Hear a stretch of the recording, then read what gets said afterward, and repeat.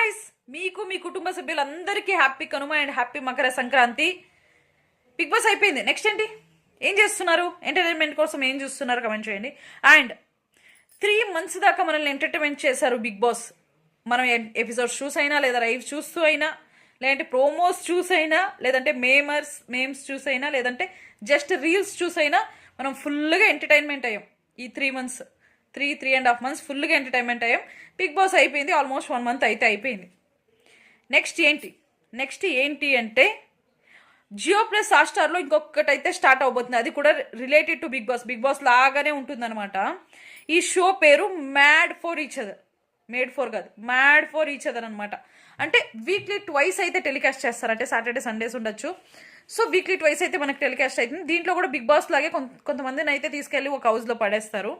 So గోవాలో ఏదో resort తీసుకున్నారంట, అక్కడ ఒక హౌస్ని సెట్ చేయబోతున్నారంట. సో దాంట్లో కూడా బిగ్ బాస్ లాగే కెమెరాస్ అన్ని సెట్ చేసేబోతున్నారంట. సో కానీ ఇక్కడ ఇండివిజువల్ కంటెస్టెంట్స్ కాదయ్యా, ఇది కపుల్స్ షో. అంటే ఈ సోషల్ మీడియాలో ట్రెండింగ్ అవుతున్న కపుల్స్ని తీసుకురావచ్చు, లేదంటే ఈ ప్రోగ్రామ్స్లో కొంతమంది ట్రెండ్ అవుతుంటారు కదా, ఆ కపుల్స్ని తీసుకురావచ్చు. లేదంటే రియలిస్టిక్ కపుల్స్ అంటే ఈ పరి అండ్ శివకుమార్ అలాంటి కపుల్స్ ఉంటారు కదా, వాళ్ళని తీసుకురొచ్చి దాంట్లో పడైపోతున్నారు. సో ఇదన్నమాట సంగతి. అండ్ ఇది కూడా కొంచెం బిగ్ బాస్ లాగే ఉంటుంది, కాకపోతే టాస్క్లు అవన్నీ కూడా కొంచెం కపుల్స్కి రిలేటెడ్గా ఉంటుందన్నమాట. టాస్క్లు ఎలా ఉంటుందో చూడాలి. అండ్ 2 కంటెస్టెంట్స్ అయితే ఫిక్స్ అయిపోయారంట. అంటే 2 couples అయితే ఆల్రెడీ ఫిక్స్ అయిపోయారంట 99%. వాళ్ళు ఎవరంటే మన trending couple and young couple Duvvada Madhuri గారు అండ్ శ్రీనివాస్ గారు.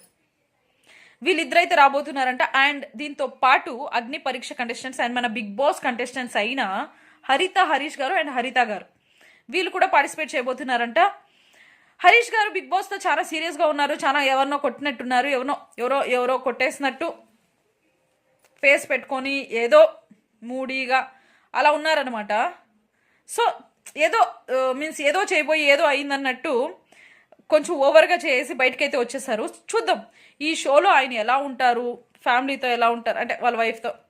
ఇంకా మనకు తప్పదు, అలాంటివి చూడాల్సిందే. సో మీకు ఏ కపుల్ అయితే మీరు లోపలికి వస్తే బాగుంటుందని అనుకుంటున్నారో కమెంట్ చేయండి. And me favourite couple, social మీడియాలో ట్రెండింగ్ అవుతున్న కపుల్స్ ఎవరు మీ ఫేవరెట్టో కమెంట్ చేయండి.